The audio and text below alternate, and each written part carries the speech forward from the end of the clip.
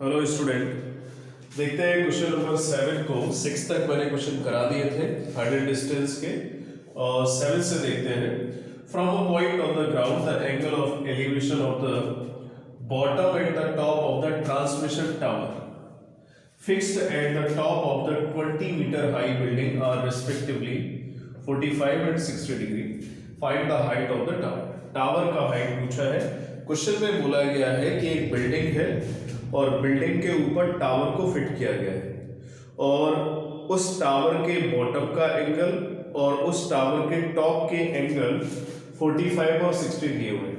तो पहले मैंने मान लिया कि ये एक बिल्डिंग है, ये एबी बिल्डिंग है, और इस बिल्डिंग के ऊपर एक टावर लगाया गया है ना। ये एसी टावर लगाया गया है और एबी बिल्डिंग है ना। क्वेश्चन में बोला है fixed at the top of the 20 metre high building. Building कितनी मीटर है? 20 मीटर की है। और जब किसी पॉइंट से देखा जाता है तो ये टावर है एसी, इसके बॉटम के लिए और टॉप के लिए एंगल देखे जाते हैं 45 और 60। ये 45 है बॉटम के लिए और टॉप के लिए है 60 डिग्री। क्वेश्चन में पूछा है टावर की हाइट क्या होगी, तो मैं मान लेता हूं टावर की हाइट होगी h, ठीक है, और ये x ले लिया। इसमें देखो दो राइट एंगल ट्राइंगल बन रहे हैं। एक तो राइट एंगल ट्राइंगल बन रहा है ABD और दूसरा राइट एंगल ट्राइंगल है CBD। अननोन भी मेरे दो है, h और x है। x को हमें हटाना है, h को निकालना है, क्योंकि टावर की हाइट पूछी। देखते हैं, ट्राइंगल ले लिया। सबसे पहले ABD ट्राइंगल को लिया, और ABD ट्राइंगल में देखो परपेंडिकुलर और बेस दिया है तो 10 लगा देते हैं। 10 45 is equal to 20 by x, 1 is equal to 20 by x, then x is equal to 20। ये एक वैल्यू आ गई। वैसे 45 डिग्री में हमेशा ध्यान रखना, जितना परपेंडिकुलर होता है उतना ही बेस हो जाता है जब भी एंगल 45 बने। तो सेकंड ट्राइंगल लिया, ट्राइंगल CBD ट्राइंगल में देखो ये कंप्लीट ट्राइंगल हो गया, और कंप्लीट ट्राइंगल के लिए एंगल आया 10 60 डिग्री। तो 10 60 क्या होगा? हाइट h प्लस 20 और बेस था x, तो 10 60 होगा √3।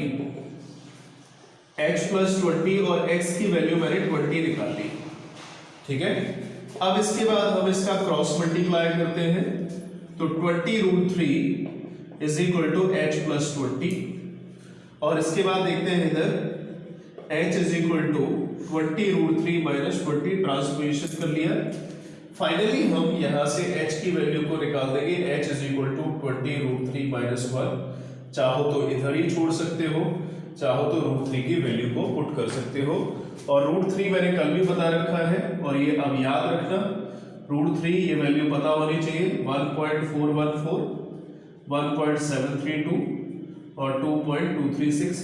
चलते हैं आगे वाले question. Question number 8, a statue 1.6 metre tall stands on the top of the pedestal. ठीक है, पेडिस्टल का मतलब बताइए अभी। From a point on the ground पे कोई एक पॉइंट है, the angle of elevation on the top of the statue के साथ एंगल ऑफ एलिवेशन 60 डिग्री बनता है। उसी सेम पॉइंट से जब पेडिस्टल का टॉप देखा जाता है, same point the angle of elevation of top of the pedestal 45 degree होता है। तो हमें पेडिस्टल की हाइट पूछा है। पेडिस्टल क्या होता है? एक प्लेटफॉर्म होता है जिसके ऊपर हम किसी भी मूर्ति वगैरह को फिट कर देते हैं, ठीक है। तो एक पेडिस्टल है, प्लेटफॉर्म है, जिसके ऊपर किसी भी चीज को, मूर्ति को रख देते हैं। मूर्ति को जब रखते हैं तो उसके नीचे एक प्लेटफॉर्म को हम तैयार करते हैं जिसके ऊपर मूर्ति को अच्छी तरह से स्टेबल करके रखा जा सकता है, तो वो पेडिस्टल होता है, यानी प्लेटफॉर्म। तो ये प्लेटफॉर्म है, पेडिस्टल है। इसको मैं मान लेता हूं P और ये Q, और इसके ऊपर एक मूर्ति को रखा गया, मतलब स्टैचू को रखा गया, और ये स्टैचू हो गया PR, ठीक है। ग्राउंड पे ये ग्राउंड पूरा सरफेस है, और इस ग्राउंड सरफेस से किसी एक पॉइंट से S पॉइंट मान लिया, यहां से ये स्टैचू का बॉटम है, ये स्टैचू का टॉप है, लेकिन ये पेडिस्टल का टॉप है P पॉइंट। तो पेडिस्टल के टॉप के साथ जो एंगल बनता है, the angle of elevation of top of the pedestal 45 degree, और ये ऊपर उसके स्टैचू रखा हुआ है। तो स्टैचू के साथ उसी सेम पॉइंट से जो एंगल बनता है वो क्वेश्चन में बोला है स्टैचू के साथ 60 डिग्री का होता है, तो ये 60 डिग्री का होता है। ठीक है, शुरुआत में दिया था जो पेडिस्टल है वो 1.6 मीटर का है, तो ये पेडिस्टल हो गया। और स्टैचू ये स्टैचू की हाइट होगी, पेडिस्टल की हाइट पूछा है, ये x मैंने मान लिया। तो इसमें दो ट्रायंगल दिखाई दे रहे हैं हमें। सबसे पहले स्मॉलर ट्रायंगल ले लिया PQS, और PQS ट्रायंगल में tan 45 डिग्री लगा दिया h upon x। tan 45 होता है 1 is equal to h by x, then h is equal to x है। मैं हमेशा बोलता हूं जब भी 45 डिग्री का ट्रायंगल बनेगा, है ना, 45 डिग्री का एंगल ट्रायंगल के अंदर बनेगा, उस केस में परपेंडिकुलर और बेस हमेशा इक्वल है। इसके बाद हम सेकंड ट्रायंगल लेते हैं। सेकंड ट्रायंगल लिया RQS, और RQS में लगा दिया tan 60 डिग्री। तो tan 60 डिग्री कंप्लीट हाइट कितनी होगी 1.6 प्लस h, और बेस था x। x हमें पता है h के इक्वल है, x वैसे भी हटाना है, h को हमें फाइंड करना है, पेडिस्टल का हाइट पूछा है।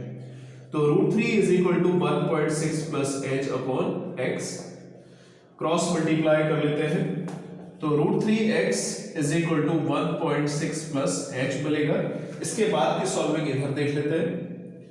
तो √3 x किसके इक्वल है, h के इक्वल है, और h प्लस 1.6, तो √3h माइनस h को सेम साइड में लेके आओ क्योंकि वैल्यू निकालना है। तो h √3 minus 1 is equal to 1.6, तो h हमें यहां से मिलेगा 1.6 अपॉन √3 माइनस 1। जानते हो डिनोमिनेटर में इरेशनल वैल्यू नहीं होती है, तो हम क्या करें, रेशनलाइजेशन कर लेते हैं। इसका रेशनलाइजेशन करेंगे तो फाइनली 1.6 √3 प्लस 1 अपॉन में a minus b, a plus b क्या आएगी, तो a square minus b square, यानी √3 स्क्वायर माइनस 1 स्क्वायर, 2 वैल्यू आ जाएगी। 2 से हम इसको कट कर देते हैं, 0.8 आएगा।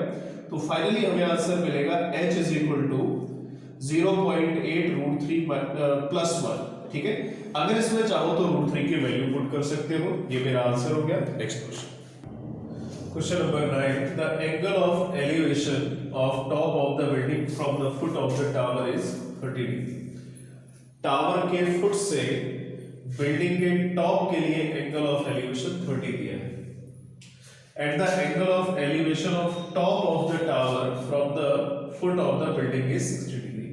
उसके बाद बोला है कि टावर के टॉप का जो एंगल ऑफ एलिवेशन है वो कहां से देखा गया है, फुट ऑफ द बिल्डिंग, वो 60 डिग्री दिया है। अभी सबसे पहले हम डायग्राम बनाते हैं और फिर चेक करते हैं कि बिल्डिंग बड़ी होगी या टावर बड़ा होगा। ठीक है, ये 30 डिग्री और 60 डिग्री हमें बताएंगे कि कौन ज्यादा बड़ा होगा। सबसे पहले हम देख लेते हैं, ये मेरा ग्राउंड सरफेस हो गया। इस ग्राउंड सरफेस से इसे मैं अभी एज्यूम करके चलता हूं टावर है, ये छोटा भी हो सकता है बड़ा भी हो सकता है, लेकिन जब इसके बॉटम से देखा गया बिल्डिंग के टॉप को तो एंगल बन रहा था 30 डिग्री का। ठीक है, तो ये बिल्डिंग का टॉप में मान लेता हूं। अब उसके बाद बोला है the angle of elevation of top of the tower from the foot of the building. Building के बॉटम से देखा गया तो टावर के टॉप का एंगल 60 डिग्री बन रहा था, तो 60 डिग्री जो एंगल होगा वो थोड़ा ज्यादा बड़ा होगा। टावर की हाइट 50 हो गई। ठीक है, ये मैंने पहले भी मान लिया था, ये टावर है, तो टावर बड़ा होगा। क्यों बड़ा होगा, क्योंकि इसका एंगल बड़ा है। तो जब एंगल बड़ा होगा तो ये ज्यादा खुलता हुआ जाएगा। ये जब एंगल छोटा होगा तो कम खुलेगा तो सामने वाली हाइट कम हो जाएगी। वैसे भी जानते हो जिसका एंगल बड़ा होता है उसकी ऑपोजिट साइड बड़ी होती है, इसका एंगल छोटा है तो ऑपोजिट साइड छोटी हो जाएगी। ठीक है, ए बी सी और डी। टावर की हाइट 50 दी है, ये मैंने 50 मीटर लिख दिया, और हमें फाइंड करना है बिल्डिंग की हाइट। बिल्डिंग की हाइट को हम मान लेते हैं h, दोनों के बीच का सेपरेशन यानी गैप x मान लिया। पहला ट्राइंगल लिया, ट्राइंगल ले लेते हैं ABC। उस ट्राइंगल को हम पहले लेंगे जिसमें ज्यादा से ज्यादा चीजें पता है। तो इसमें 50 पता है, इसमें 2 अननोन हो गए, इसमें कम से कम एक ही अननोन है। तो सबसे पहले इसी ट्राइंगल को ले लिया। tan 60 degree is equal to आएगा 50 बाय x, यानी परपेंडिकुलर बाय बेस। tan 60 होता है √3, 50 by x, then x is equal to 50 by √3 आ गया। ऐसे ही अभी छोड़ देते हैं, रेशनलाइजेशन करना चाहो तो कर सकते हो, अदरवाइज हम आगे जब वैल्यू पुट करेंगे तब कर लेंगे इसको। उसके बाद सेकंड ट्राइंगल ले लिया DCB। DCB ट्राइंगल में tan 30 इज इक्वल टू होगा h बाय x। tan 30 होता है 1 by √3 is equal to h by x। Cross multiply किया √3h is equal to x, ठीक है, और √3h, x को वैसे भी हटाना है क्योंकि h की वैल्यू निकालना है, मतलब बिल्डिंग की हाइट निकालना है, तो x के प्लेस पे आ जाएगा 50/√3, है ना। क्रॉस मल्टीप्लाई कर लेते हैं तो √3 से √3 जाएगा, 3h इज इक्वल टू 50, तो finally h is equal to आएगा 50/3, या h इज इक्वल टू हम लिख सकते हैं 16.66 मीटर। तो ये हाइट हो जाएगी बिल्डिंग की, टावर की हाइट 50 मीटर ज्यादा होगी। इसमें सबसे बड़ा प्रॉब्लम क्या था कि हमें ये फाइंड करना कि कौन ज्यादा बड़ा है और कौन कम बड़ा है। क्वेश्चन की लैंग्वेज पढ़ोगे तो ये पता चल जाएगा कि कौन बड़ा है, क्योंकि ये एंगल 30 डिग्री बन रहा है। किसके लिए 30 बन रहा है? बिल्डिंग के लिए। एंगल छोटा है तो सामने वाली साइड भी छोटी हो जाएगी, इसलिए बिल्डिंग छोटी होगी और टावर बड़ा होगा, क्योंकि टावर के सामने वाला एंगल बड़ा है। चलो आगे क्वेश्चन देखते हैं। क्वेश्चन नंबर 10 को देखते हैं। 2 points on the equal heights are standing opposite to each other on either side of the road, which is 80 meter wide.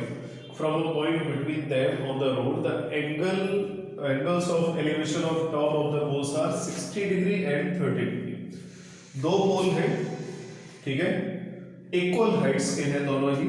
तो ये एक पोल ले लिया, ये दूसरा पोल ले लिया, दोनों ही इक्वल हाइट्स के हैं, ठीक है, और दोनों के बीच का विच इज 80 मीटर वाइड, और दोनों ही ऑपोजिट साइड में है, और 80 मीटर का सेपरेशन है दोनों के बीच का। दोनों की इक्वल हाइट है, तो दोनों की हाइट को मैंने h मान लिया और इसको भी h ले लिया, ठीक है। और मिडिल में जो रोड है, इन दोनों पोल के मिडिल में जो रोड है उसमें एक पॉइंट लिया गया है जहां से 60 डिग्री और 30 डिग्री का एंगल बन रहा है। तो 60 डिग्री का एंगल जो है वो पास वाला होगा, क्योंकि पास जितना जाओगे एंगल उतना बड़ा होगा, और दूर जितना जाएंगे एंगल उतना छोटा होता जाएगा, ठीक है। तो ये दूर वाला एंगल ले लिया 30 और पास वाला एंगल ले लिया 60। ये ट्राइंगल मान लिया ABC और दूसरा ट्राइंगल ले लिया CDE। ये दोनों ही राइट एंगल ट्राइंगल हो गए।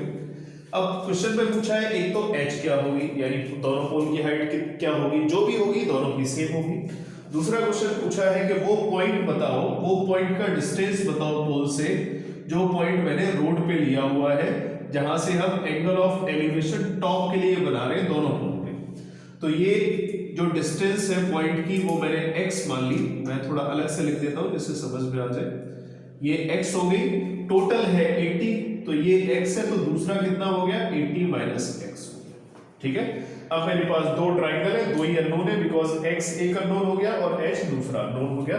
बिल्कुल सही कंडीशन है, दो राइट एंगल ट्राइंगल, दो अननोन। सबसे पहले ट्राइंगल ले लेते हैं हम ABC ट्राइंगल को, और ABC ट्राइंगल में tan 60 लगा दिया h by x। tan 60 होता है √3 is equal to h by x। देखो ट्रिग्नोमेट्री, एप्लीकेशन ऑफ ट्रिग्नोमेट्री तभी अच्छी हो सकती है जब साइन कॉस tan का फॉर्मूला पता हो और ट्रिग्नोमेट्रिक टेबल अच्छे से पता हो। दो चीजें तो कम से कम पता होनी चाहिए, तभी इस एक्सरसाइज को लगा सकते हो। और डायग्राम जितना अच्छे तरीके से बना पाओगे, क्वेश्चन को जितना अच्छा समझ पाओगे, डायग्राम उतना अच्छा बनेगा। डायग्राम अगर अच्छा बन गया तो फिर सॉल्विंग तो हो जाती है, सॉल्विंग भी ज्यादा नहीं है कुछ। तो h is equal to √3 into x आएगा, ये फर्स्ट इक्वेशन है। इसके बाद सेकेंड ट्राइंगल को ले लिया, सेकेंड ट्राइंगल है EDC। सॉल्विंग अभी देख रहे होंगे, हर क्वेश्चन में सॉल्विंग एक ही जैसी होती है लगभग। tan 30 is equal to h upon 80 minus x। एक स्टेप और बनेगा, 1/√3 is equal to h upon 80 minus x। Cross multiply किया, √3h is equal to 80 minus x। हमें दोनों ही निकालना है, x को भी निकालना है, h को भी निकालना है, ठीक है। तो h की वैल्यू पुट कर लेते हैं। h की वैल्यू कितनी आएगी √3x। h के प्लेस पे क्या पुट कर दिया √3x इक्वेशन फर्स्ट से, ठीक है, इक्वेशन फर्स्ट से पुट कर दिया। √3 मिलके 3x होगा और is equal to 80 minus x। Variable को एक साइड ले आते हैं, 3x plus x is equal to 80, so 4x is equal to 80। ये कैंसिल हो गया, 4 2 जा 8, तो x हमें 20 मीटर मिल गया। यानी एक पोल से इसका डिस्टेंस 20 होगा, तो दूसरे से कितना होगा 60 हो जाएगा, बिकॉज 80 माइनस x का वैल्यू कितना है 20, 80 माइनस 20 यानी 60 है। तो x हमें मिल गया। अब h और निकालना है, तो इक्वेशन फर्स्ट में वैल्यू डाल देते हैं from equation first. Equation first था h is equal to root 3 into x, और x हमने निकाल लिया था कितना 20, तो 20 रूट 3 आ गया। और ये बात जानते हो रूट 3 की वैल्यू चाहो तो इसमें पुट कर देना। तो ये मेरे दोनों आंसर हो गए। आंसर क्या क्या हुए, हाइट कितनी होगी 20 रूट 3 दोनों पोल की होगी, और ये जो बीच में पॉइंट लिया यहाँ से एक पोल का डिस्टेंस 20 तो दूसरे का 60 होगा। नेक्स्ट क्वेश्चन देखते हैं। 11th क्वेश्चन देखते हैं। A TV tower stands vertically on the bank of the canal. तो ये टीवी टावर है एबी जो वर्टिकली स्टैंड्स है from a point on the other bank directly opposite to the tower. ठीक है, तो दूसरी तरफ एक पॉइंट है जहां से ये एंगल 60 डिग्री बनता है। The angle of elevation of the top of the tower is 60 degree from another point 20 metre away from this point on the line joining this point to the foot of the tower. The angle of elevation of top of the tower is 30 degree. ठीक है, find the height of the tower and width of the canal. देखो ऐसा है question में कि यहाँ पे एक टीवी टावर है और बीच में कैनल है, और कैनल के दूसरी साइड एक पॉइंट है जहां से 60 डिग्री का एंगल बनता है। उससे 20 मीटर पीछे इसी लाइन को आगे बढ़ाते हुए क्वेश्चन में बोला है ना this point on line joining this point to foot of the tower. Tower के फुट के साथ एक लाइन को जॉइन करते हुए आना है और 30 डिग्री का एंगल बनाता है उसी टीवी टावर के टॉप के साथ। टावर की हाइट पूछी है और इस कैनल की विड्थ पूछी है जो मैंने मान लिया x। मेरे पास दो ट्राइंगल है, दोनों ट्राइंगल को ले लेते हैं। एबीसी ट्राइंगल लिया सबसे पहले, तो tan 60 is equal to h by x. tan 60 होगा root 3 is equal to h by x, तो x root 3 x is equal to आएगा h। ये हो गया इक्वेशन नंबर फर्स्ट। इसके बाद सेकंड ट्राइंगल लिया एबीडी ट्राइंगल, और एबीडी ट्राइंगल में कंप्लीट ट्राइंगल लिया। कंप्लीट ट्राइंगल में tan 30 लगाएंगे और परपेंडिकुलर था h, और बेस कंप्लीट हो जाएगा क्योंकि एंगल कंप्लीट लिया था तो हमें बेस और हाइट भी कंप्लीट लेना पड़ेगा। 1 बाई रूट 3 और h by x plus 20 cross multiply किया तो root 3h is equal to x plus 20।